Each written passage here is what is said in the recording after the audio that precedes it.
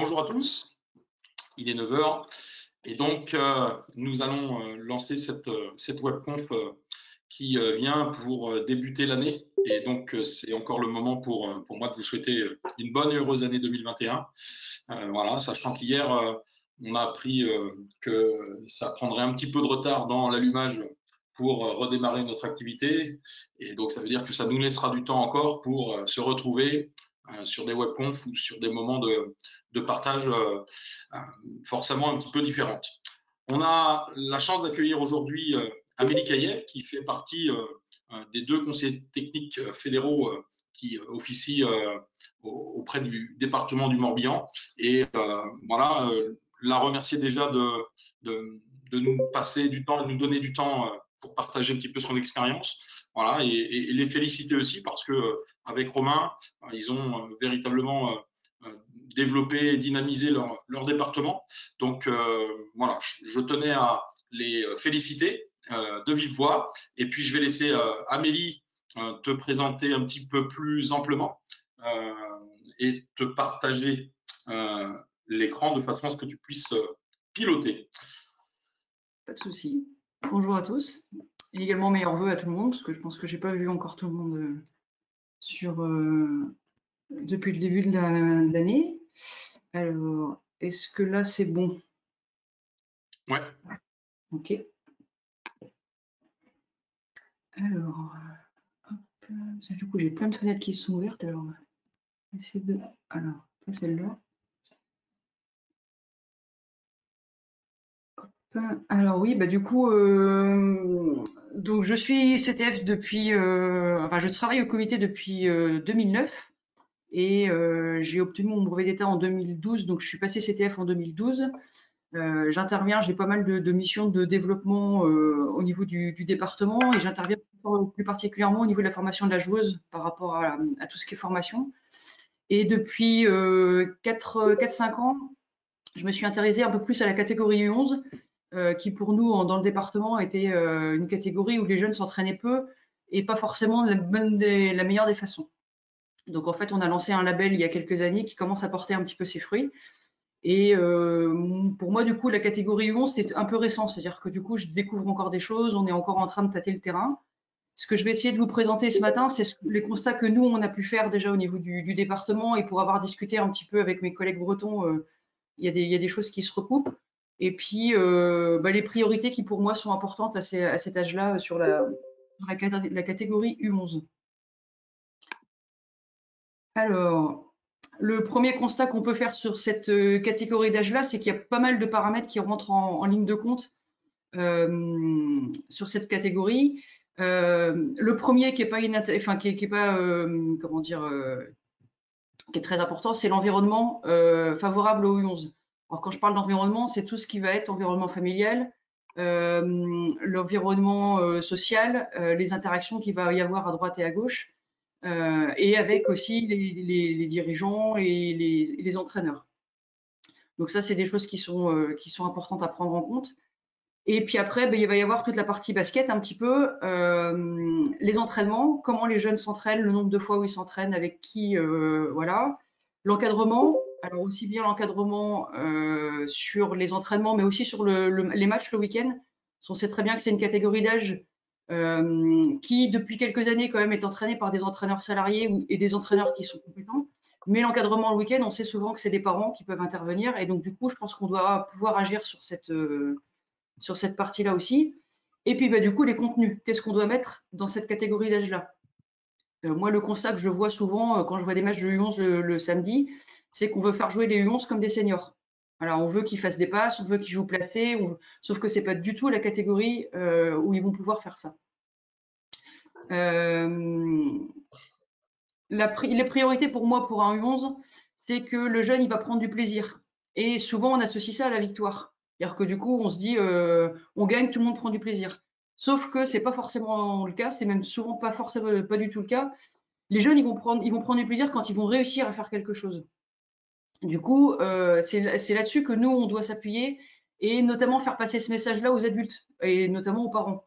C'est pas parce qu'on perd un match qu'on n'a pas pu prendre du plaisir. Si on a réussi à faire ce qu'on voulait faire, c'est des choses qui sont importantes. Gagner ou perdre, comme j'ai mis, c'est la loi du sport. Ils doivent apprendre à gagner, ils doivent apprendre à perdre. Ça, c'est des choses qui sont indispensables. Mais par contre, nous, on doit mettre le doigt sur ce qu'ils ont réussi à faire et sur ce qu'ils doivent encore apprendre à faire. On a tous fait ça. Quand on pose la question à un gamin, t'as fait quoi ce week-end? On attend tous la réponse, j'ai gagné, j'ai perdu. Mais peut-être qu'on devrait aller chercher plus loin en disant, bah non, est-ce que tu as réussi à prendre des tirs? Est-ce que tu as marqué des paniers? Est-ce que tu as réussi à faire des passes? Est-ce que tu as réussi à faire un dribble entre les jambes? Et du coup, plutôt associer ces notions-là de individuelles. Du coup, au niveau des entraînements, il faut qu'on privilégie plutôt une planification, c'est-à-dire qu'il faut qu'on leur apprenne des choses. Qu'est-ce que n'importe, pardon, peu importe ce qui se passe le week-end. Voilà, si on a gagné ou perdu, c'est pas ça qui est important. Il faut que la compétition elle nous serve d'évaluation à ce qu'on a fait la semaine à l'entraînement. Est-ce ce qu'on a fait à l'entraînement, eh ben, on a réussi à le mettre en place sur le terrain le week-end. Et c'est ça qui doit vraiment compter. Les résultats, c'est quelque chose d'à part, en fait. Les résultats, ça va juste nous permettre d'avoir de l'opposition à notre niveau. Voilà, c'est juste ça qui, pour moi, est important. N'hésite pas, François, s'il faut me couper, si jamais il y a des questions. Ouais, j'ai rappelé à tout le monde que vous pouviez utiliser le chat là, pour poser les questions. Alors, je ne sais pas si tu en parleras tout à l'heure, mais je sais que vous avez été un petit peu innovant aussi là sur la recherche de formation, on va dire, de vos championnats sur cette petite et jeune catégorie. Voilà, je ne sais pas Ouais. si tu en parleras un petit peu. Ouais, j'ai prévu d'en parler un petit peu à la fin, mais c'est vrai que nous, on essaye de faire évoluer pas mal les choses sur ça. Et j'en parlerai à la fin sur des idées, sur ce qu'on a à peu près réussi à faire au niveau du département, et puis les quelques idées encore qu'on aimerait développer sur cette catégorie d'âge-là. Alors moi, quand j'ai fait mes visites d'entraînement, parce qu'en fait, j'ai commencé par du coup aller voir ce qui se passait dans les clubs le mercredi après-midi notamment, et comment les jeunes s'entraînaient le week-end. Et en fait, enfin le week-end, la semaine. Et je me suis vite aperçue qu'en fait, c'était une catégorie d'âge où, comme les petits, c'est un petit peu plus facile à gérer en termes de pédagogie. Voilà, et encore, je suis pas sûre que ça soit forcément la catégorie la plus facile à gérer, mais on laisse souvent une seule personne à l'entraînement, quel que soit le nombre qu'il peut y avoir dans la salle. Pour que les jeunes ils puissent apprendre correctement et à ce qu'on puisse leur donner les bonnes informations et les bons gestes techniques, il faut que, en fonction du nombre d'encadrants, en fonction du nombre de joueurs, on augmente le nombre d'encadrants. Et souvent, on dit, oh bah ouais, mais on n'a pas assez de monde on n'a pas assez de monde disponible. Mais moi, j'ai vu des parents dans les tribunes. Et je pense que si les parents restent dans les tribunes, eh ben, on pourrait très bien les mettre sur le terrain alors, ne serait-ce que par exemple, quand on fait des parcours d'entraînement, moi j'ai déjà vu, l'entraîneur, en fait, il passe son temps à relever un plot, à remettre un plot, à enlever un cerceau, à remettre un cerceau, etc. Pour ça, il n'y a pas besoin d'être basketteur. Il faut juste avoir quelqu'un qui peut être disponible pour justement remonter un piquet, remettre l'échelle, et ainsi de suite. Et mine de rien, c'est une grosse aide, ce qui fait que l'entraîneur, il peut se concentrer sur ce qu'il a mis en place et corriger les enfants. Alors, nous, c'est ce qu'on a établi à peu près dans le cahier des charges qu'on a mis sur notre petit label. Voilà, entre 5 et 10 joueurs, une personne c'est suffisant, et avec 2 panneaux au minimum. Et puis dès qu'on passe au-dessus de 10, là il faut augmenter le nombre d'encadrants, il faut augmenter le nombre de paniers. Ce qui fait que forcément, on va pouvoir faire plus de choses, les enfants vont avoir plus d'activités, ils vont pouvoir interagir plus facilement. Ça, c'est vraiment quelque chose qui est très très important. J'ai rajouté parce que souvent quand j'ai discuté avec des entraîneurs, on me dit bah ouais mais il faut que je fasse jouer l'équipe. Mais pour faire jouer l'équipe, il faut déjà que les joueurs ils soient en capacité de faire des choses eux-mêmes tout seuls.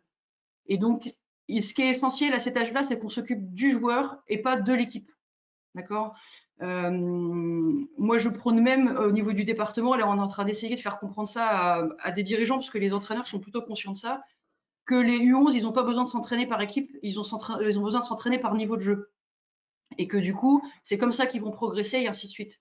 Le week-end, on a rarement vu les jeunes jouer en 4 contre 4 et que tout le monde touche le ballon avant qu'il y ait un tir de fait, et ce qui est complètement logique. Et il faut que les jeunes s'entraînent avec le niveau de jeu et pas forcément avec leur équipe. Voilà. Après, on va parler d'interaction et effectivement d'effets de groupe, mais à cet âge-là, les gamins, il n'y a pas trop de soucis, ils arrivent très bien à interagir entre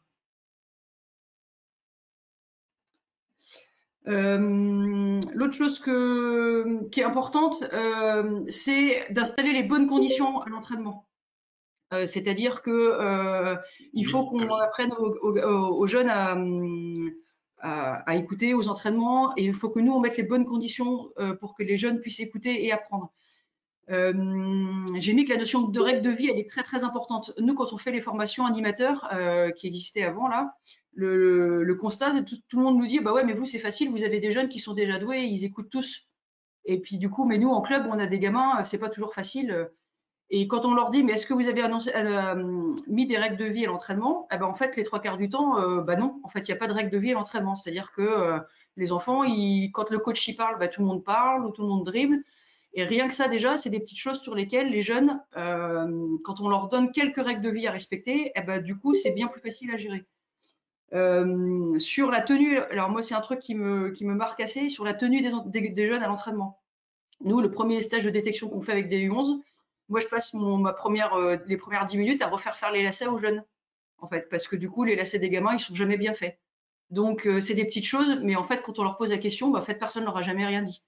Sauf que ces petites choses-là qu'on va prendre le temps de faire en début d'année, eh ben, du coup, derrière, c'est des choses qu'ils vont garder et on n'aura plus besoin de leur répéter.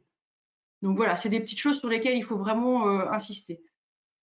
Autre chose, c'est connaître les différents caractères des jeunes. Vous allez avoir des jeunes à l'entraînement qui vont venir parce qu'ils ont envie d'apprendre plein de choses. Il y en a qui sont là parce que c'est les parents qui les ont mis là.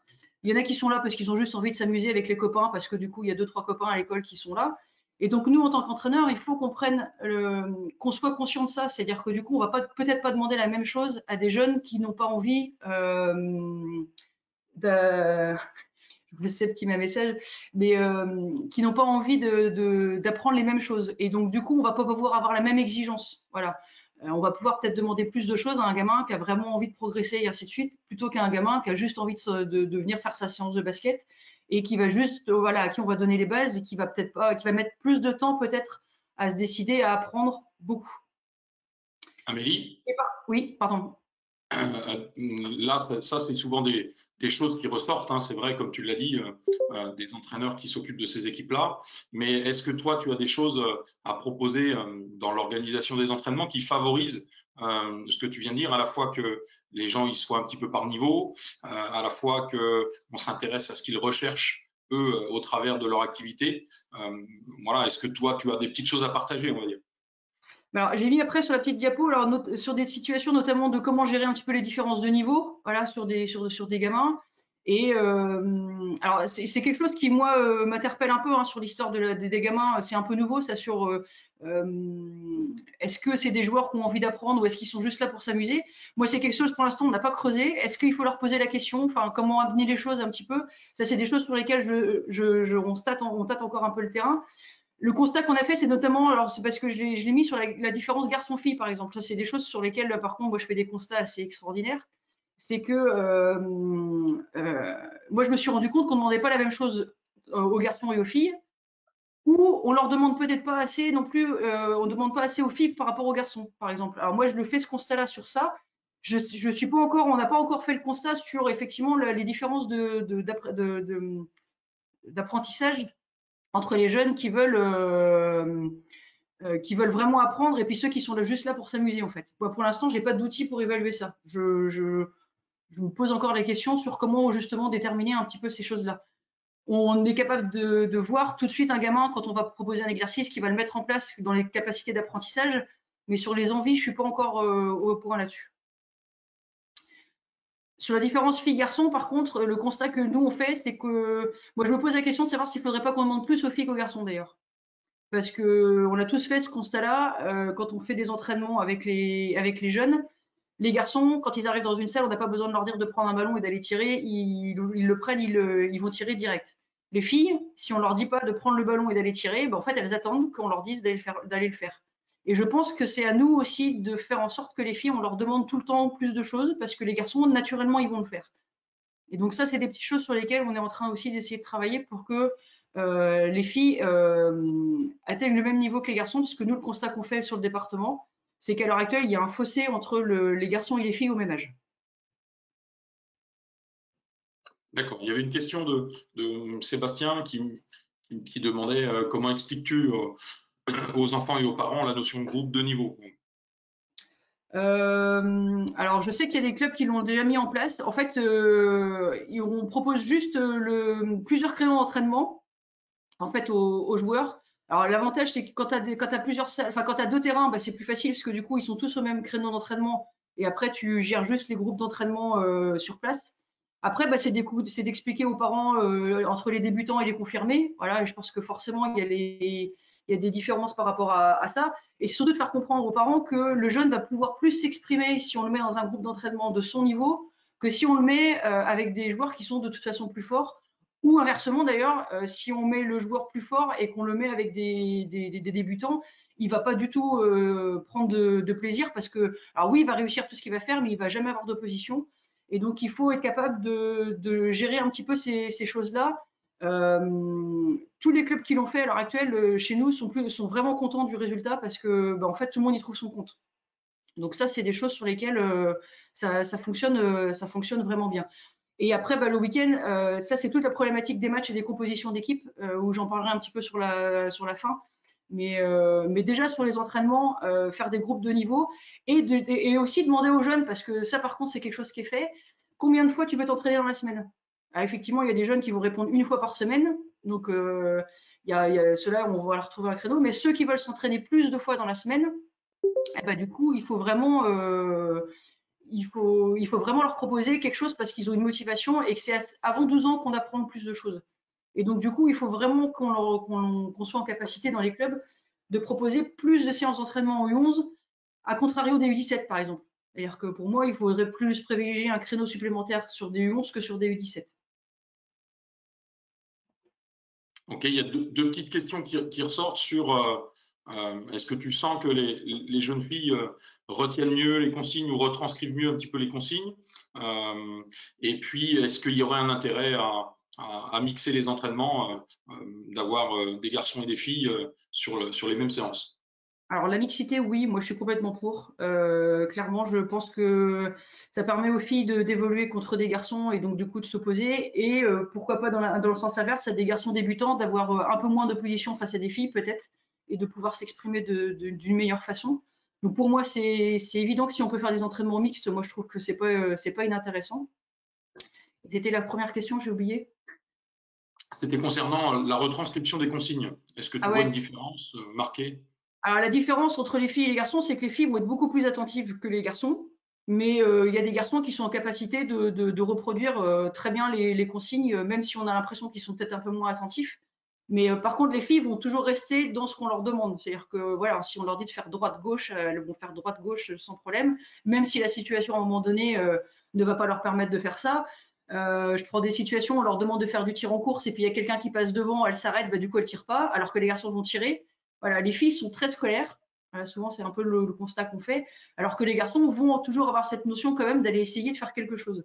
Donc, il faut que nous, on l'inculque aussi aux filles. Je pense que ça, c'est des choses qu'on doit. Moi, je dis souvent aux filles, c'est pas grave si t'as pas réussi ça, tu peux quand même faire ça. Il y a une autre solution à côté. Donc, faut pas Est-ce que tu parce que les crois que filles, elles aiment c'est pas l'échec. Pardon, Oui. excuse-moi. Est-ce que tu crois que c'est de la verbalisation ou au contraire de la mise en situation? Parce que, comme tu disais, c'est-à-dire qu'elles vont pas tenter d'elles-mêmes. Et est-ce que nous, on ne doit pas plus travailler sur nos situations pour qu'au contraire, elles soient aptes à tenter plus de choses parce que il va y avoir une liberté de laisser dans les choix proposés. Tout à fait. Je pense que ça, c'est clair que c'est nous. Je pense que par rapport aux filles, c'est nous, entraîneurs, qui avons un rôle primordial à jouer là-dessus, sur ce qu'on met en place dans les exercices, dans les consignes qu'on leur donne et dans la liberté qu'on leur donne aussi de faire les choses. Ça, c'est sûr que nous, je pense que c'est là-dessus qu'on doit agir, qu'on a peut-être moins besoin de faire sur des garçons.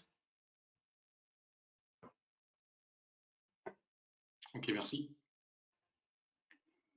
Alors, par rapport aux différences de niveau, ça, c'est des choses que moi j'entends très très souvent. Bah ouais, mais nous à l'entraînement, bah, on a plein de différences de niveau et ça, j'en suis bien consciente puisque tout le monde ne peut pas proposer 3-4 créneaux d'entraînement par semaine au U11.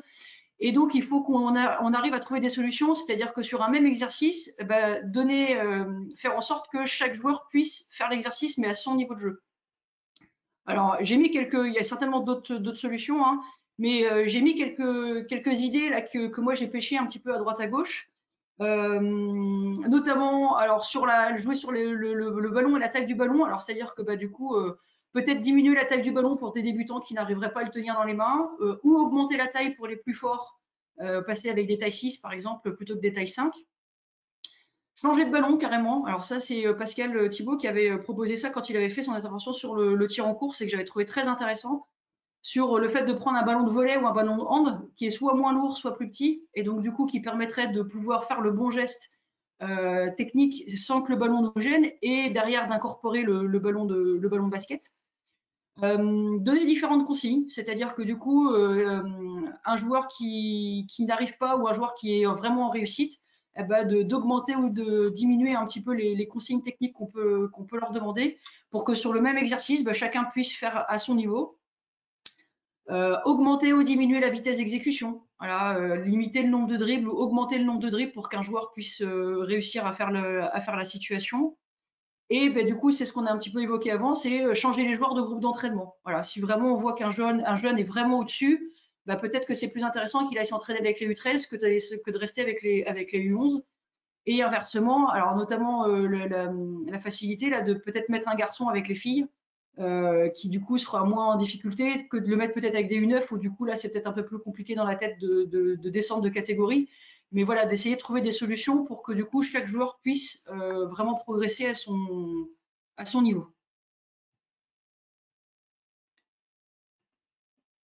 Alors, on va attaquer la partie sur les contenus prioritaires. Donc, moi, j'ai déterminé ça en quatre grandes familles. Et un petit peu en termes de volume, ce que ça pourrait représenter par rapport à une semaine d'entraînement. Alors, le gros bloc, clairement, c'est tout ce qui est fondamentaux individuels offensifs. Donc tout ce qui va être dribble, tir et manipulation du ballon. Il faut que ça représente au moins la moitié des séances d'entraînement de la semaine. Alors soit s'il n'y a qu'une semaine d'entraînement, enfin s'il n'y a qu'une séance d'entraînement, bah, du coup la moitié de la séance, ça doit être sur des fondamentaux individuels. Et si on a plusieurs entraînements dans la semaine, bah, faire en sorte que du coup ça représente la moitié de l'entraînement de la semaine. Ça, c'est vraiment indispensable, puisqu'on a beau faire tout ce qu'on veut, mettre en place plein de trucs à l'entraînement.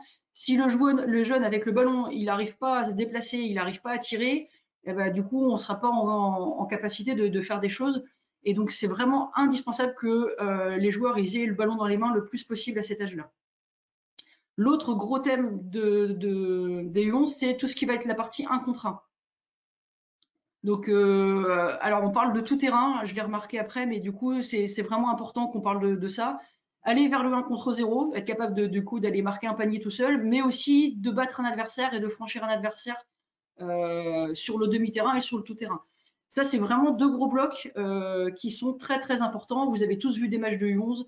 Les trois quarts du temps, c'est vraiment ces situations-là qui vont se proposer.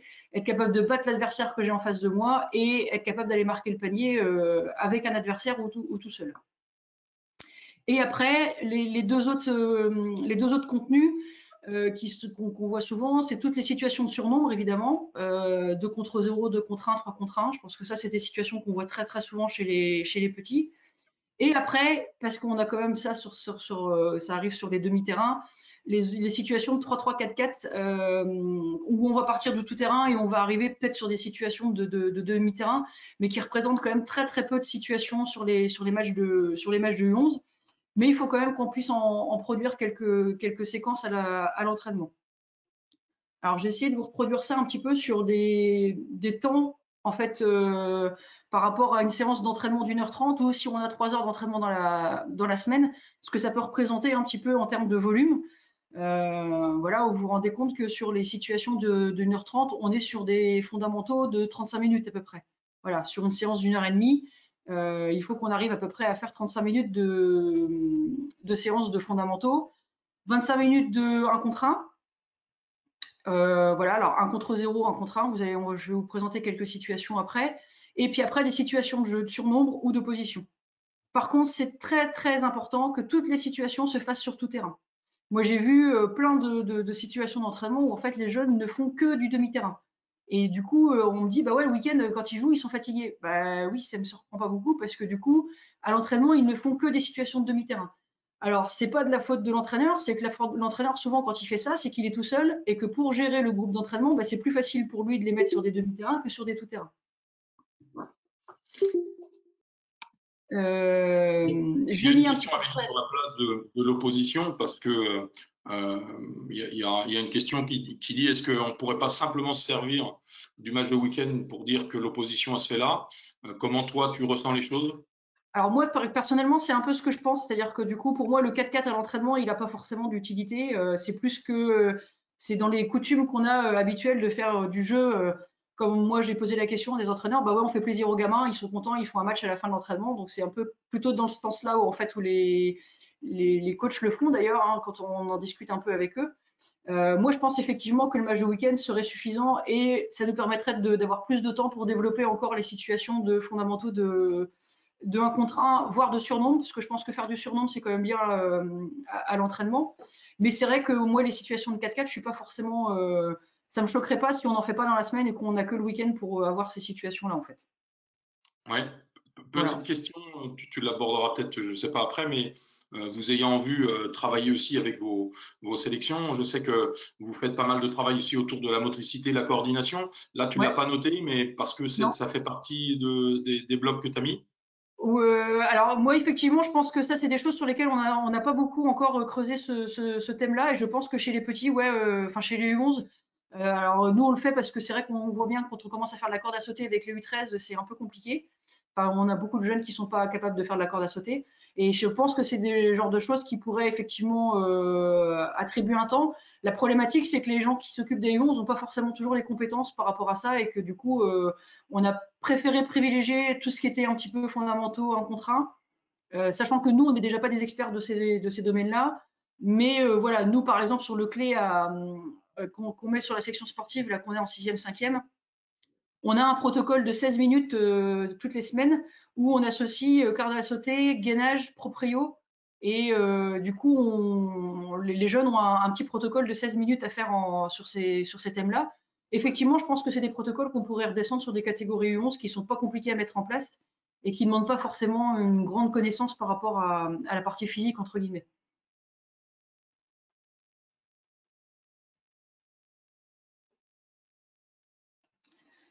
Alors, sur le travail individuel, sur les fondamentaux, j'ai découpé un petit peu les trois grands thèmes. Alors tout ce qui est dribble et manipulation du ballon, bon, voilà, j'ai mis des choses que tout le monde connaît, je pense, mais voilà, être à l'aise main droite, main gauche, sur place, en courant, sans regarder le ballon, voilà, des choses qui sont assez basiques.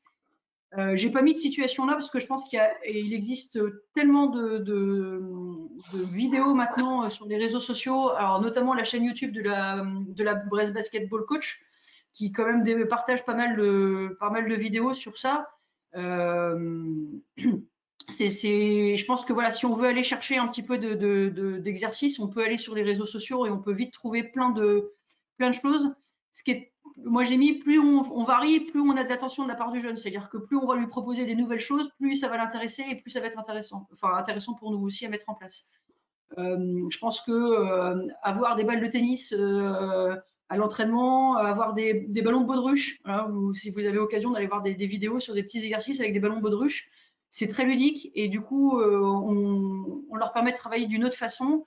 Voilà, on essaye de mettre des petits jeux en place. Nous, on a mis des baskets tennis sur les séances d'entraînement avec les U11 là, en détection. C'est très très sympa et je pense que voilà, ça permet aussi de travailler la manipulation du ballon d'une façon différente et tout en travaillant après les situations classiques qu'on connaît sur les changements de direction et ainsi de suite. Mais voilà, je pense que sur la manipulation du ballon, il y a vraiment beaucoup de choses à faire. Bon, jusqu'à hier, on pouvait, c'est vraiment sur cette partie-là qu'il fallait qu'on travaille quand on n'avait pas le droit de faire de position. Je pense que voilà, il y a vraiment pas mal de choses à développer. Et par contre, il faut les privilégier par atelier parce que ça permet de pouvoir intervenir plus facilement, de corriger les jeunes plus facilement. Et ça permet d'utiliser tout l'espace de la salle. On n'a pas forcément besoin de panier pour pouvoir faire de la manipulation du ballon. Donc voilà, ça c'est des choses qui sont vraiment par contre à développer. Alors tout au départ en 1 contre 0, voilà, c'est vraiment des situations tout seul, être capable de devenir vraiment un expert avec le ballon dans les mains. Et puis derrière, bah, petit à petit, de rajouter un petit peu des situations difficiles de difficulté avec un petit peu d'opposition. contrôler au départ, et après on va l'associer tout ça sur des situations de duel. Sur tout ce qui est tir, alors tir en course, nous on privilégie de commencer par le lâcher haut ou le push-up pour ceux qui parlent un petit peu anglais, et par le lay-up parce que c'est plus facile d'avoir la main dessous en fait que d'avoir la main derrière le ballon. Donc en fait, nous on préconise de commencer par apprendre à faire le lâcher haut de façon à pouvoir pousser le ballon. Et derrière, une fois que le jeune est en capacité déjà en termes de motricité de pouvoir enchaîner le double pas et ainsi de suite, de passer sur le lay-up avec beaucoup de vitesse. Autre constat qu'on fait, c'est que les jeunes, ils doivent être capables de marquer à droite comme à gauche. Alors quand je dis à droite comme à gauche, c'est pas forcément main droite, main gauche non plus. Évidemment, plus on va leur donner ça et plus ça va être facile. Mais on se rend compte que dès qu'on leur demande d'inverser les mains, par exemple, de tirer main droite à gauche, ben en fait, ils en sont pas capables. Et on en fait un petit peu des robots. Et nous, on aimerait développer un petit peu ça, c'est-à-dire que le jeune, il soit en capacité de marquer le panier, même si c'est pas forcément toujours très beau et ainsi de suite. Voilà, de faire en sorte que le mieux, c'est de réussir à marquer le panier. Après, il faut aussi qu'on soit en capacité de leur apprendre les bons gestes techniques pour que du coup, en match et plus tard, ils soient à l'aise à pouvoir tirer main droite et main gauche. Donc, c'est vraiment des choses qui sont importantes. Le gros problème que nous, on voit sur les U11, c'est la peur du contact. C'est-à-dire que dès qu'il y a un joueur qui arrive sur le côté ou qui arrive un petit peu en face, eh ben, tout de suite on s'arrête et puis et on fait les trois quarts du temps, les gamins ils s'arrêtent, ils font un stop tir dans la raquette. Il faut que nous, du coup, on soit aussi, une fois que les situations de tir en course sont apprises, qu'on soit en capacité de pouvoir leur donner des situations avec une opposition. Alors il existe plein d'outils pour pouvoir faire ça, les frites de piscine. Voilà, du coup il suffit de mettre une frite de piscine et puis du coup d'essayer de toucher un peu les bras. Les Swiss balls, les boucliers de rugby. Et chose qu'on n'a pas pensé, qu'on pense pas souvent à faire, mais qu'on développe de plus en plus, c'est un défenseur avec un ballon qui touche le joueur. Voilà, juste il y a un défenseur et puis en face de lui. Et au moment du contact, on lui demande juste de toucher l'attaquant qui va tirer.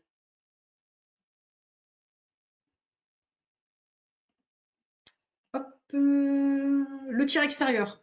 Alors, ça, c'est des choses qui pour nous sont indispensables aussi à apprendre aux jeunes. Alors, par rapport aux règles que François te parlait tout à l'heure, nous, on a instauré en U11 que tous les tirs extérieurs raquettes comptaient 3 points, de façon à ce que les jeunes ne soient pas omnibulés par la ligne à 3 points. Et donc, tous les tirs extérieurs raquettes valent 3 points.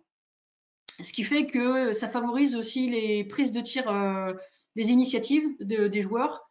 Et moi, j'entends souvent des fois, ah, mais tu tires, t'es trop loin. Mais nous, on est plutôt, si tu es tout seul, tu dois tirer. Après, est-ce que tu peux te rapprocher? Et est-ce que c'est le meilleur? Après, dans les choix, je trouve qu'apprendre à des jeunes à un moment se dire, est-ce que c'est le meilleur tir au meilleur moment? Je pense que c'est pas à ce moment-là qu'ils doivent l'apprendre. S'ils ont une situation de tir extérieur, pour moi, ils doivent l'apprendre. Voilà, ils sont tout seuls, ils doivent tirer. Après, si vraiment ils sont tout seuls, peut-être qu'ils doivent plutôt aller privilégier un tir en course. Mais si le défenseur défend loin, moi je pense que c'est des choses qu'il faut vraiment instaurer.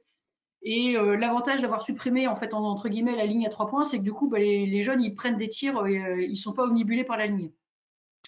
Alors après j'ai remis des choses qui sont assez classiques, hein, mais commencer par le bas du corps, c'est-à-dire que tout ce qui va être appui, nous on leur dit souvent aux entraîneurs qu'on est en formation, c'est comme apprendre à conduire, c'est-à-dire que une fois qu'on a appris à conduire, le changement des vitesses on n'y pense même plus. Bah, sur le tir c'est un petit peu pareil, c'est-à-dire qu'une fois qu'on a posé nos appuis, les jeunes ils doivent plus y penser en fait. Une fois qu'ils ont bien pris conscience de la largeur des appuis, de le pied directeur légèrement devant, mais derrière c'est des choses qui vont faire naturellement et donc on va pas forcément passer beaucoup de temps là-dessus. Mais il faut commencer par ça. Et après, bah, du coup, instaurer tout ce qui va être travail de gestuelle. Alors nous, on préconise le travail à une seule main au départ, proche du cercle, vraiment proche du cercle. Et au fur et à mesure, bah, du coup, on va rassocier la deuxième main, reculer et avoir les situations de tir en mouvement. Voilà, sur l'évolution, c'est vraiment ça. Et en fin d'année, je pense qu'on peut commencer à avoir des situations avec passeur, avec un passeur de face. Mais je pense pour moi vraiment que c'est une situation de fin d'année et pas de début de saison.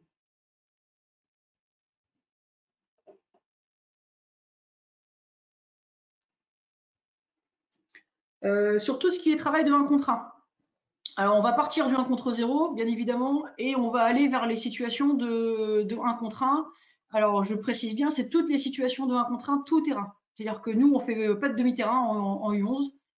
Ils partent toujours avec de la vitesse, ils partent toujours lancés. Donc, je vous ai mis quelques situations après. Avec 4 choses vraiment importantes pour nous. Prendre de la vitesse, ça c'est indispensable. Donc, travailler sur tout ce qui va être dribble poussé. Donc, vraiment prendre de la vitesse. Changer de rythme et de direction si jamais on a un adversaire qui passe devant nous. Là, être capable de s'arrêter et de repartir très vite ou de changer de main. Si on a un défenseur qui vient se mettre sur le côté, bah, prendre le contact justement et ne pas fuir le contact, mais plutôt aller au contact et travailler sur toutes les finitions de tir. Voilà, c'est-à-dire que du coup, on doit être capable de trouver le meilleur tir qui existe et quelle finition on doit privilégier. Alors, je vous ai mis 2 exemples de situations de 1 contre 1. Moi, je pense il en existe aussi multitude. Hein. Je pense que sur les réseaux sociaux et on peut en trouver sur les chaînes YouTube un paquet. Voilà, je vous ai mis une situation classique avec un ballon pour 2. Alors là, par exemple, c'est une situation où on peut gérer un petit peu les différences de niveau. C'est-à-dire associer du coup les joueurs en fonction du même niveau ou en fonction des gabarits. C'est-à-dire que du coup, si on a 2 grands, eh ben, du coup, on va peut-être plutôt les mettre en opposition et puis plutôt laisser les petits ensemble, de façon à ce qu'ils puissent du coup progresser chacun à leur façon.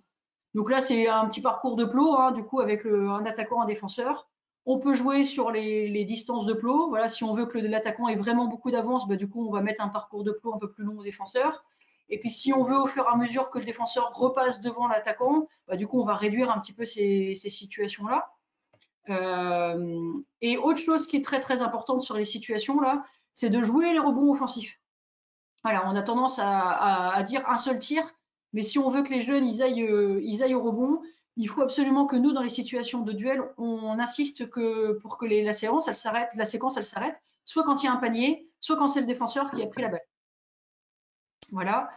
Au niveau du défenseur, faire en sorte que le défenseur vienne défendre le plus tôt possible et non pas aille défendre directement dans la raquette là-bas. C'est-à-dire que dès qu'il est sorti de sa séquence de plot, là, il doit tout de suite aller sur le porteur de balle de façon à faire travailler le porteur de balle. Donc ça, c'est une situation, voilà, on travaille par vague. Et puis j'ai mis une petite situation sur du 1 contre 1 en continuité. Voilà, où du coup, on va avoir une situation de remise en jeu et avec un attaquant, un défenseur. Donc là, on est dans les mêmes consignes que tout à l'heure hein, sur l'exercice. Et sauf que là, l'attaquant va arriver lancé, le défenseur va forcément être de face. Après, derrière, c'est justement est-ce qu'il va être de face, est-ce qu'il va être un peu sur le côté parce que l'attaquant va aller plus vite, et d'avoir une petite notion en fait de travail en continuité. La petite évolution qu'on peut faire, c'est que les défenseurs, on les rapproche en fait, on les met en face de la ligne des lancers francs et donc du coup, qu'ils puissent ou les mettre un peu plus loin. Voilà, on peut jouer sur les différences par rapport à ce qu'on cherche toujours sur des situations de 1 contre 0, de 1 contre 0 plus 1 ou de 1 contre 1.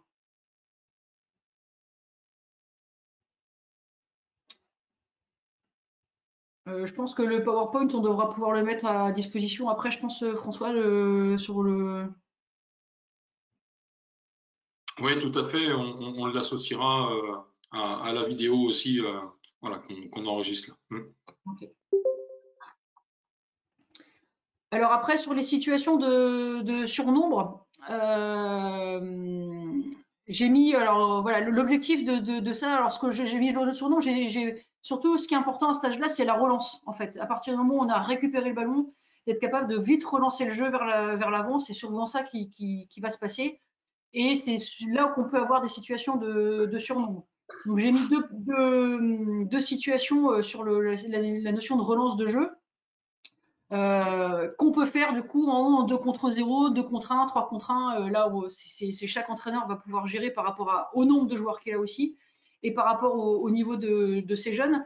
Ce qui est surtout important dans ces situations de relance, c'est l'occupation des espaces sur le tout-terrain et la notion de couloir de jeu. Donc nous, on privilégie vraiment la situation où le porteur de balle va être au milieu, de façon à pouvoir donner soit le ballon à droite, soit le ballon à gauche, de façon à ce que les distances de passe soient courtes et puissent se faire assez facilement. Donc ça, c'est voilà, les situations classiques où on peut le faire sur un aller-retour. Voilà, c'est des choses qui sont, c'est des exercices qui sont vraiment très simples à mettre en place. Et j'ai mis la petite évolution, c'est qu'au lieu de partir en dribble directement, alors oui, ça c'est des choses, j'ai oublié. Cette situation-là, par exemple, notamment les grands, quand ils récupèrent un ballon, on leur interdit de dribbler. Et au contraire, à cet âge-là, eh ben, tous les joueurs doivent être en capacité de dribbler et de remonter la balle. C'est des choses sur lesquelles on ne sait pas quelle taille ils feront plus tard. Et donc ça, c'est vraiment très très important que tous les joueurs soient en capacité d'attraper le ballon et de dribbler. Alors après, en fonction de leur capacité, ils vont faire peut-être deux dribbles et lâcher la balle, mais c'est vraiment important qu'ils aient ces notions-là.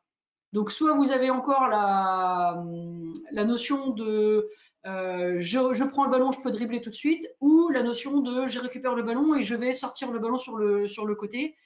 Et du coup, le porteur de balle va reprendre le couloir central et le rebondeur va équilibrer dans le jeu. Pour moi, ce qui est important sur la notion de jeu de relance, c'est que la passe se fasse avant le milieu de terrain, voilà, de façon à ce qu'on puisse vraiment inciter les enfants à courir.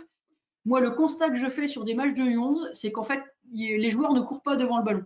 Voilà, ils sont tous au niveau du ballon, voire derrière le ballon.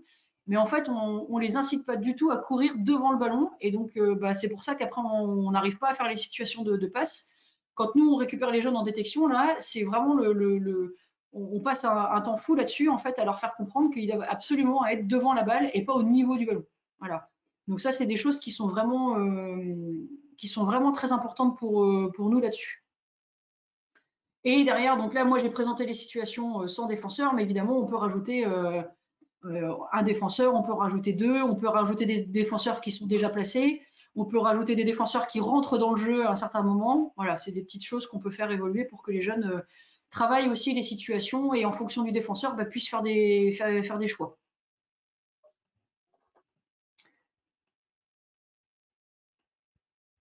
Hop.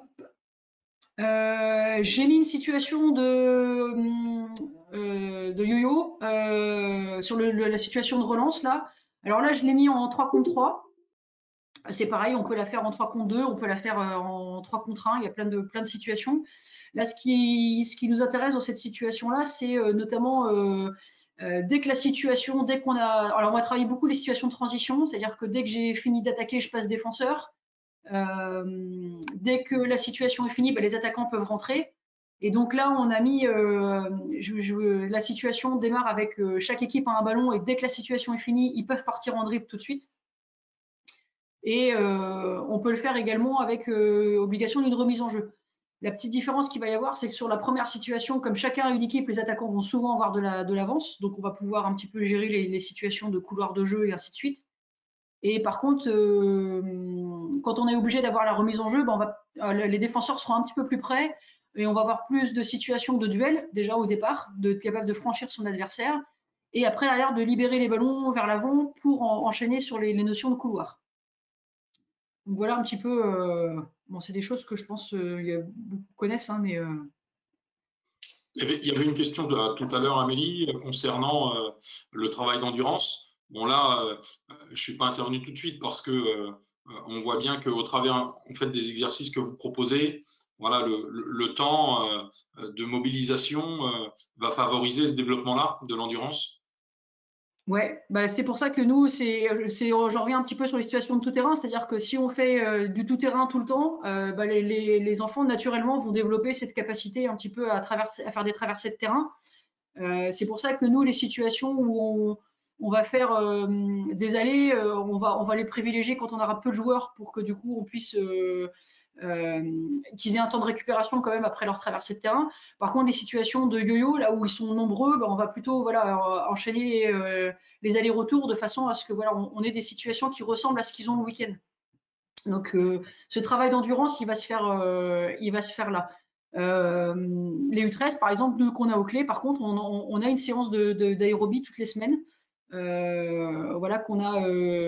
fait au niveau du clé. Ils vont courir 20 minutes toutes les semaines dehors parce que effectivement, c'est des choses qui se développent moins après, enfin, qui font moins parce que du coup, ils ont d'autres interactions. En U11, quand même, les enfants courent. Voilà, ils ont quand même encore un petit peu d'activité, mais par contre, nous, on doit les faire courir sur le tout-terrain. C'est indispensable si on veut qu'ils développent cette capacité justement à courir. Nous, sur les championnats U11, par exemple, alors sauf sur le niveau D1, qui est un petit peu à part, mais sur les niveaux D2, D3, les jeunes, ils jouent 6 minutes et ils n'ont pas le droit de changement. Donc forcément, ils vont être obligés de développer cette capacité. Et ce que moi j'ai expliqué aux entraîneurs, c'est que si on veut qu'ils tiennent 6 minutes à l'entraînement, ben, il faut qu'au moins à l'entraînement, nous, on soit en capacité de faire des séquences où ils vont enchaîner ces allers-retours-là, en fait. Donc voilà un petit peu comment on développe l'aérobie.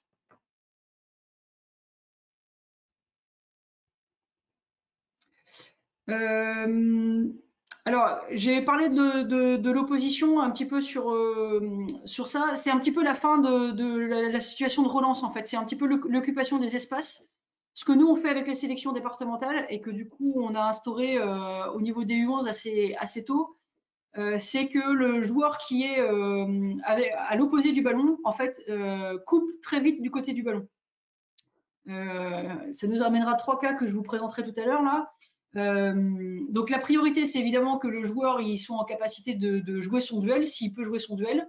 Et si le défenseur est vraiment face et qu'on voit qu'il n'arrive pas à franchir, eh ben de couper. Généralement, c'est là où on va demander au joueur adverse là, de courir devant et que si jamais il n'a pas la balle, il doit se présenter dans la raquette pour donner une solution de passe au porteur de balle. Donc ça, c'est vraiment des choses sur lesquelles on insiste beaucoup sur le fait de courir et de ne pas stopper sa course. Voilà, de continuer sa course et d'aller vers le panier. Le seul moment où on leur demande de stopper sa course, c'est si le joueur porteur de balle joue sa situation de 1 contre 1 et on va lui demander plutôt d'occuper du coup le corner à l'opposé. Suite à cette situation-là, bah, du coup, il y a trois cas de figure qui peuvent arriver. Soit le joueur qui a coupé, du coup, va recevoir le ballon dans le poste bas, et donc, du coup, va pouvoir être proche du cercle pour pouvoir aller tirer. Soit il a pas reçu le ballon, et donc nous, on interdit les courses arrière, c'est-à-dire que la marche arrière, il n'a pas le droit de revenir là où il était au départ, il va continuer sa course dans le corner. Donc, en fait, il va recevoir le ballon dans cet espace-là, et du coup, on va demander au joueur qui vient de faire la passe d'enchaîner un passé bas. Voilà, pour toujours avoir un peu de mouvement et libérer des espaces. Et le dernier cas de figure, bah, le joueur ne reçoit pas le ballon. Et dans ces cas-là, on va plutôt jouer sur les joueurs qui arrivent, qui sont plutôt en retard et qui vont arriver sur un petit peu une notion de transition. Bon, voilà ce qu'on essaye de faire. Je vais être honnête, avec les U11, on arrive plutôt à la première partie. Là, dans cette partie-là, on est plutôt pas mal. On arrive assez vite à leur donner ça. La notion de ressortir à 3 points, ça se fait plutôt bien. Après, la notion de transfert, elle commence à arriver plutôt en U13. Mais la notion de couper dans le dos de la défense, voilà, on insiste beaucoup sur ça et les jeunes commencent à comprendre très vite.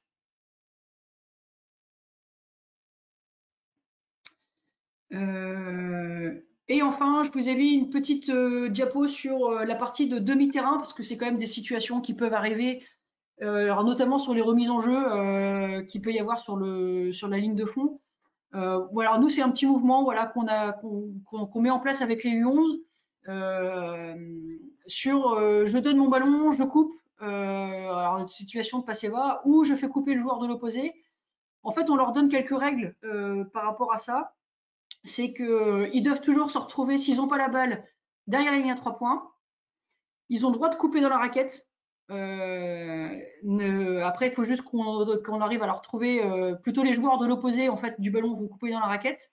Ils n'ont pas le droit de faire de course arrière, c'est-à-dire que s'ils n'ont pas la balle, ils doivent ressortir en phase 2 dans un espace qui est libéré. Et la priorité est toujours au ballon. C'est-à-dire que du coup, si le porteur de balle attaque le cercle, bah, du coup, on doit se stopper et plutôt lui donner une solution de passe dans l'espace dans lequel on se trouve. Voilà, c'est avoir une petite notion en fait de mouvement et de continuité qu'on peut avoir. Alors effectivement, on arrive plutôt à avoir des situations comme ça avec des joueurs de D1. Voilà, sur le niveau D1, on arrive à peu près. Sur des débutants, c'est des situations qui sont tellement rares que voilà, il y en a très très peu. Mais au moins, ce que moi je trouve important, c'est même sur des débutants qu'ils aient cette notion d'écartement. Voilà, on connaît tous la situation de grappe de raisin et qu'ils aient cette notion de s'écarter et qu'on utilise les lignes à 3 points justement pour ça. Voilà, de façon à ce que ça va libérer des espaces pour le porteur de balle pour jouer les situations de 1 contre 1. Et derrière, bah, du coup, si le 1 contre 1 n'arrive pas à se faire, bah, j'ai le droit de rentrer en raquette pour demander la balle et de ressortir si j'ai pas eu le ballon.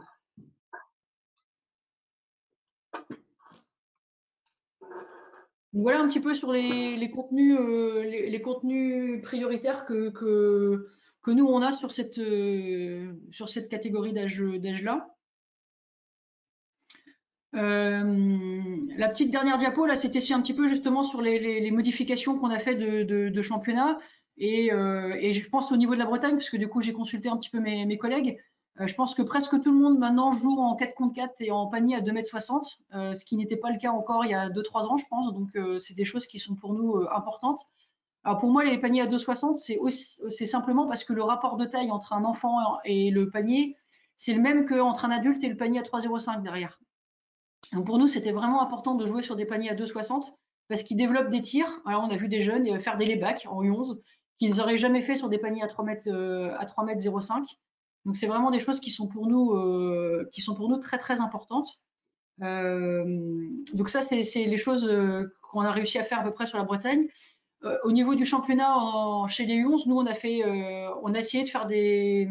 Alors on a lancé des Open avant le Covid pour établir les niveaux de jeu en fait en U11. Donc on a un niveau D1 en garçon et en fille.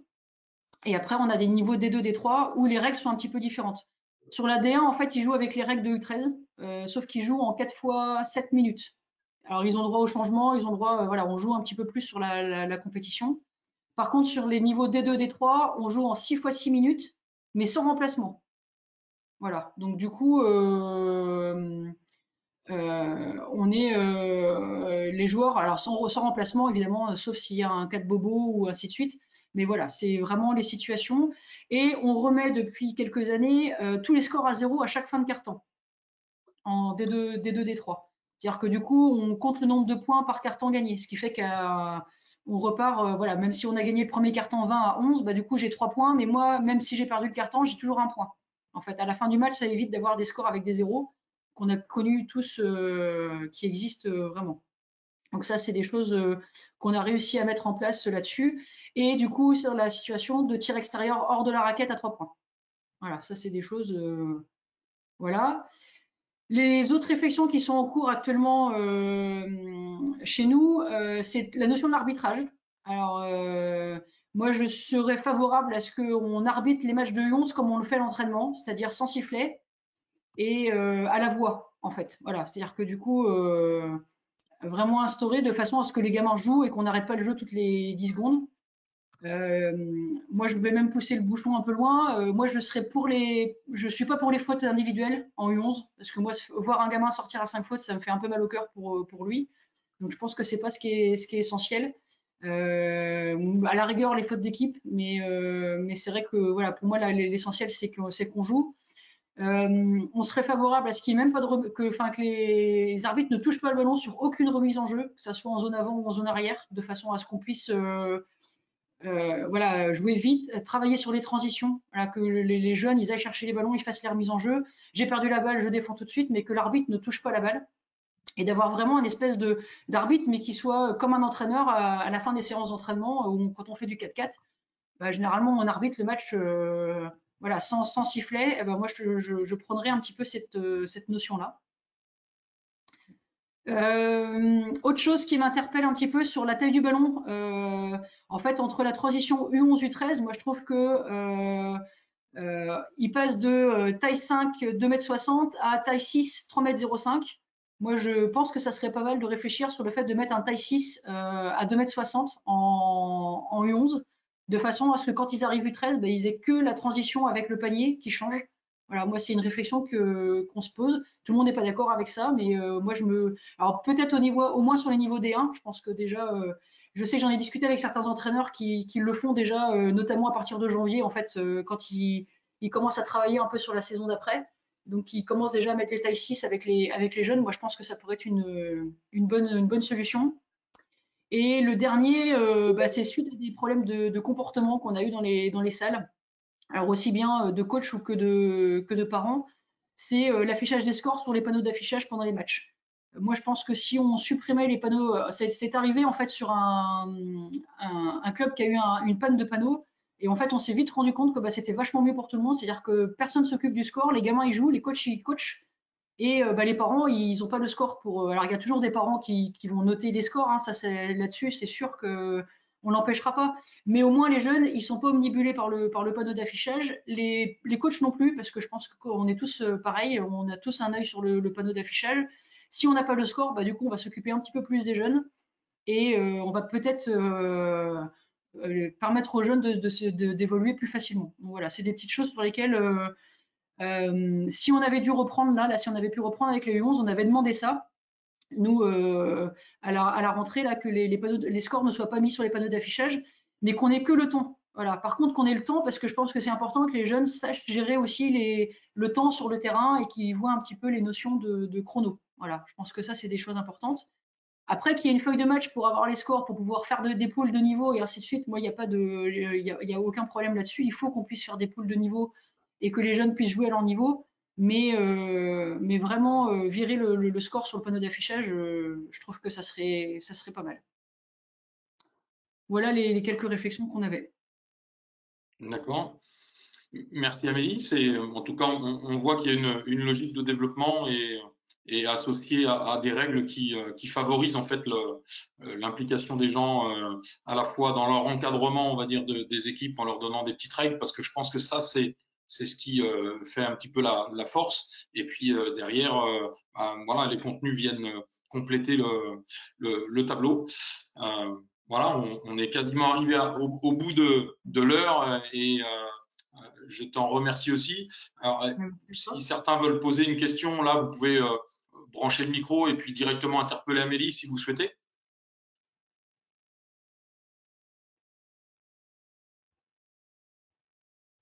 Je vous invite à brancher le micro à ce moment-là. Là. Bonjour Amélie, c'est Samuel. En fait, moi j'avais juste une question par rapport à tes observations sur les entraînements, sur la verbalisation. En fait, je me demandais comment vous l'aviez observé sur les entraînements par rapport aux entraîneurs. C'est-à-dire souvent on a tendance à donner beaucoup de solutions aux enfants. Et est-ce que vous avez pu observer vraiment un temps de questionnement par rapport aux enfants de la part des entraîneurs par rapport aux situations? Ou c'était pas une évidence a priori? Alors sur la verbalisation, en fait, il y a deux cas de figure. Il y a les entraîneurs qui vont avoir un volume, qui vont beaucoup parler, qui vont donner beaucoup de consignes, qui vont beaucoup stopper les enfants et qui du coup vont pas forcément leur permettre de jouer. Et puis il y a les entraîneurs qui sont très spectateurs de leur séance, c'est-à-dire qui du coup ils vont mettre l'exercice en place et puis en fait ils se sont dit je fais ça pendant 10 minutes et puis du coup il n'y a aucune intervention sur les corrections qu'il peut y avoir à donner ou à faire à un moment donné. Donc c'est toujours la difficulté qu'on a tous hein, quand on est entraîneur, de trouver le juste milieu de l'intervention qu'on va faire entre être trop interventionniste ou pas assez interventionniste.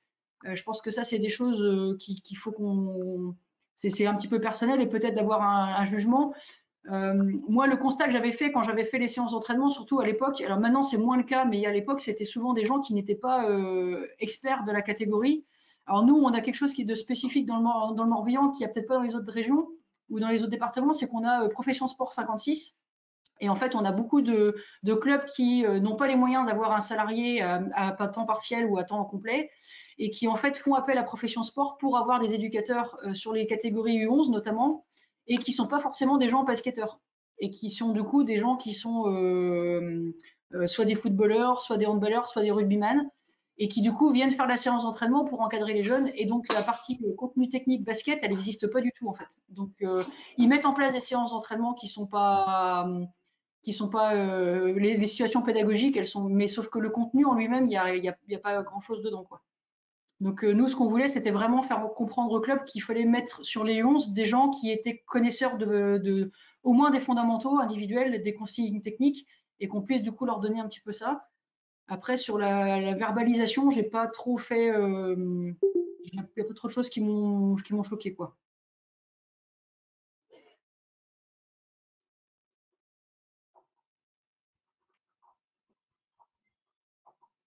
Je sais pas si j'ai répondu à ta question, Samuel. En fait, la question, c'était surtout dans le fait que les entraîneurs questionnent les enfants pour qu'ils Ah s'approprient, oui. c'est-à-dire qu'ils s'investissent davantage la situation, que la solution, elle vienne d'eux-mêmes. Et j'ai l'impression, alors c'est peut-être, moi je croise pas autant d'entraîneurs que tu en croises, j'ai l'impression qu'il y a un gros travail à faire quand on aborde cette catégorie-là, sur la prise de conscience qu'il faut vraiment que les solutions viennent pour beaucoup et pour majorité de la part des enfants, en fait. Et je pense qu'on a beaucoup de choses à développer là-dedans. Moi, je suis pas un expert du tout, hein, mais je pense qu'on a Non, non, beaucoup de non, choses à je suis développer d'accord. Je là-dedans. suis assez d'accord avec toi. Je pense qu'effectivement, on est encore trop. On est. Quand je parle d'interventionniste, c'est qu'on les laisse pas, on leur laisse pas beaucoup de liberté. Je pense qu'il faut qu'on leur laisse aussi un peu de liberté par rapport à ça. Et par contre, nous, on fait de plus en plus à la fin des séances d'entraînement. En fait, c'est un moyen aussi de savoir si ce qu'on a fait à l'entraînement était plutôt cohérent ou pas. C'est est-ce qu'ils sont capables de ressortir un truc fort de l'entraînement? C'est-à-dire que du coup, pour eux, qu'est-ce qu'ils ont vraiment fait à l'entraînement? Et c'est sur ça un petit peu qu'on va se rendre compte de est-ce que nous, on est dans le, dans ce thème-là ou pas, en fait. C'est un petit peu pour l'instant, c'est sur ça qu'on essaie d'instaurer. Pas forcément sur tout, mais voilà. Après, les gamins sont très très curieux et ils posent beaucoup de questions aussi, hein, donc je pense que là-dessus, y a pas trop de problème. Mais c'est vrai que sur les fins de séance d'entraînement, leur dire, bah tiens, qu'est-ce que vous avez retenu de la séance d'entraînement d'aujourd'hui? Et ben voilà, on voit tout de suite si nous, par rapport à ce qu'on avait prévu, on était dans le vrai. Et puis on va se rendre compte aussi que les gamins, ils retiennent pas tous la même chose. Donc voilà. Merci. Vas-y Seb, je sens que tu veux intervenir. Non, non, je vais prendre le relais parce que François, il a une autre visio. Ouais, Donc pas pour de souci. terminer, non, pour rebondir un petit peu sur les propos de Samuel, vous savez qu'il y a une réforme des formations d'entraîneurs, de la formation initiale, et les BF, ils vont largement traiter cette partie pédagogique avec les méthodes pédagogiques qui vont permettre d'être un peu moins descendants et un peu plus dans les échanges d'expériences, en fait, et les retours d'expérience des enfants. Donc ça va complètement dans ce sens-là, en fait. Voilà, je ne sais pas s'il y a d'autres questions. Je peux Oui, prendre la parole? vas-y, vas-y, je t'en prie. Enfin, c'était pas vraiment une question. Moi, je voudrais revenir sur ce que a partagé François tout à l'heure, le DLTA canadien, qui sont sur le fait de savoir s'entraîner. Je pense qu'il faut aussi beaucoup s'intéresser à tout ça parce qu'en fait, quand des fois on récupère des gamins, que ce soit en catégorie U11 voire U13, on s'aperçoit que les gamins savent pas courir, savent pas sauter, savent pas s'arrêter. Travail de décélération, d'accélération, enfin des choses de travail d'appui.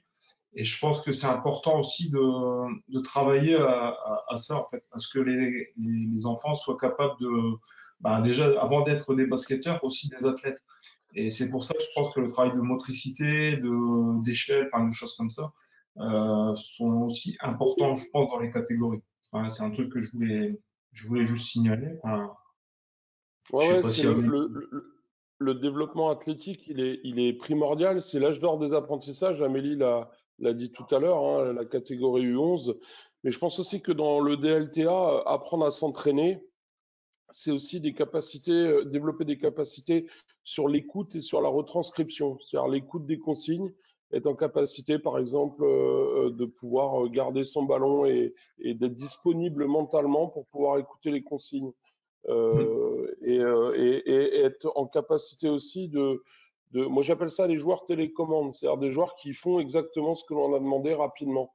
Mais ça s'apprend en fait. ouais. Et ça s'apprend, je pense, dès le plus jeune âge. Alors, Julien, qui est un petit peu le spécialiste du DLTA, non, sur le département brétilien, pourra peut-être nous compléter Je nos propos. je suis pas le spécialiste du tout, je m'y intéresse, voilà. Juste rejoindre sur les propos de la personne avant, c'est évident que la motricité dans le delta est quelque chose d'important. Et pour appuyer aussi autre chose, il parle des sports hautement kinesthésiques et que c'est pareil, c'est-à-dire que si vous ne faites pas toucher un maximum le ballon sur ces gamins, sur ces tranches d'âge de 8 à 10 ans, vous obtiendrez rarement le potentiel maximal de l'athlète à long terme. Donc ça veut dire que en plus de la motricité, voilà, maîtriser son corps c'est quelque chose de très important, le développer, mais maîtriser la balle, et Amélie a insisté là-dessus, hein, sur tout ce qui est zone manip de balle, ils en parlent également énormément, donc voilà, maîtriser la balle, maîtriser son corps, et logiquement ça fera des bons petits joueurs de basket derrière. C'est ça. Ok, est-ce qu'il y a d'autres questions? On peut encore prendre quelques minutes, hein, on n'est pas plafonné dans le temps. Si vous avez d'autres questions, d'autres remarques. Donc, les documents du DLTA, on les mettra évidemment, on essaiera de les mettre en ligne, hein. Je passe un petit message à Julien. En tout cas, je voulais vous informer qu'il y aura une page de l'Institut régional de formation, une page internet qui va sortir dans les semaines, voire peut-être dans les mois à venir, parce qu'on est un petit peu embêté avec le chômage partiel aussi. Et on essaiera de mettre un petit peu tous ces références et tous ces documents-là et toutes les vidéos sur une page d'échange de ressources techniques. Voilà, donc vous retrouverez tout ça. Mais après, c'est très simple, hein, le DLTA. Je sais que Julien, il l'a. On peut le retrouver en tapant DLTA, hein, sans problème. Mais je l'ai déjà partagé sur le groupe Facebook Coach. Est-ce que vous avez d'autres questions ou est-ce que Ouais, vous moi, voulez... Fred, Seb, pardon, j'en ai une. Salut, Bonjour Seb. Amélie. Je ne sais pas si vous m'entendez. Oui, on Allô. t'entend. Bonjour Amélie, merci d'abord pour la présentation. Je voulais faire une remarque. Tu avais, quand tu parlais que tout le monde avait acté que vous descendiez les paniers à 2,60 pour les U11, ça permettait de voir des gestes techniques difficilement réalisables par rapport à leur qualité physique de leur âge, donc les lay-ups, les tirs extérieurs, etc. Est-ce que tu fais aussi l'inverse, c'est-à-dire que on a tous dans nos équipes, alors peut-être encore plus chez les filles que chez les gars, des profils de joueuses qui sont déjà vraiment grandes, genre 1m55, 60, avec un petit peu de puissance physique, et qui, à contrario, je trouve, se retrouvent à faire des mécaniques de tir qui sont très mauvaises justement parce qu'elles tirent sur les petits paniers, parce qu'en fait, elles n'arrivent pas à doser la force. Donc, elles vont avoir des tirs un peu plats, des tirs un peu briques, parce que elles n'ont pas encore le toucher de balle pour tirer. Et personnellement, je les passe sur les grands paniers. Qu'est-ce que tu en penses, toi? Et je trouve que les gestuelles, du coup, se retrouvent beaucoup plus cohérentes. Quel est ton point de vue par rapport à ça? En fait, je pense qu'il n'y a pas de, il y a pas de vérité. C'est-à-dire que si du coup, moi, on l'a tous vu effectivement sur des filles un peu plus grandes, parce que les filles grandissent plus vite que les garçons à cet âge-là, qu'effectivement, ça pouvait être intéressant. Après, moi, je me pose la question, parce que c'est des questions, est-ce que du coup, il ne faudrait pas changer la taille du ballon? Voilà, augmenter plutôt la taille du ballon, parce que du coup, ça, c'est des choses qui vont faire que l'année d'après, elle va se retrouver avec un ballon plus lourd. Mais je pense que l'un et l'autre peuvent exister en fait. Je pense, j'ai pas d'idée arrêtée là-dessus. Je pense qu'il faut trouver le truc qui va être le plus intéressant pour la joueuse en fait. C'est toujours pareil. Si c'est de mettre le panier à 3,05 avec un ballon taille 5, pourquoi pas. Mais là où je suis un peu plus sceptique, c'est que du coup le week-end elle va jouer sur des paniers à 2,60. Donc du coup ça va peut-être pas forcément avoir la situation le week-end où elle va pouvoir réaliser ce qu'elle a fait à l'entraînement la semaine. Mais pourquoi pas, hein, moi je suis pas fermée là-dessus. Après peut-être même voir la faire jouer en U13 du coup si jamais la catégorie U11 le panier est pas adapté à elle, peut-être qu'il faut mieux la faire jouer avec les U13 quoi. Oui, tout à fait. Non, mais ta remarque aussi sur le rapport au match est intéressant aussi. Il n'y a pas de retranscription possible après sur le match. Merci. De rien. Je suis de retour, je suis désolé. Hop. Est-ce que d'autres questions sont là ou Amélie, on va t'offrir le mot de la fin, hein? Ouais, merci à vous pour la possibilité d'intervention. Et puis n'hésitez pas, même après, si vous avez d'autres questions sur les U11, il n'y a pas ou des idées, hein, parce que du coup, on est tous preneurs d'idées à droite, à gauche sur cette catégorie d'âge-là, donc pas de problème. Merci. Sébastien, toi, est-ce que tu voulais intervenir sur peut-être les prochaines choses qu'on risque d'organiser parce que forcément, la situation va nous permettre de le faire normalement, hein. Oui, donc écoutez, nous on va se réunir très prochainement avec les collègues pour déterminer les nouvelles webconf. On en a quelques-unes un petit peu dans notre escarcelle. On aura sûrement par exemple une intervention du CTS de la région Provence-Côte d'Azur qui est coach à Hyères-Toulon, qui nous fera une intervention sur la défense. Et puis on a d'autres contacts qu'on vous transmettra au fil de l'eau. On voudrait aussi peut-être lancer des webconf, on va dire formation. Là, ce sera plus sur les dirigeants. Ça remplacera les autonales. Donc, il y aura peut-être des choses on est encore en réflexion par rapport à tout ça.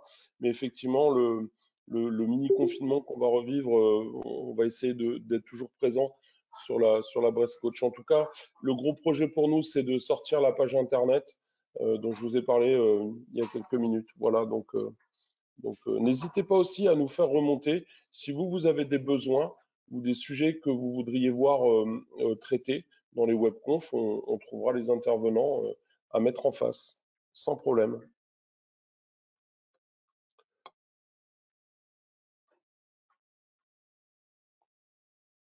Ok, écoutez, merci à tout le monde et puis bonne fin de semaine et un week-end pas trop occupé dans les salles de basket, malheureusement.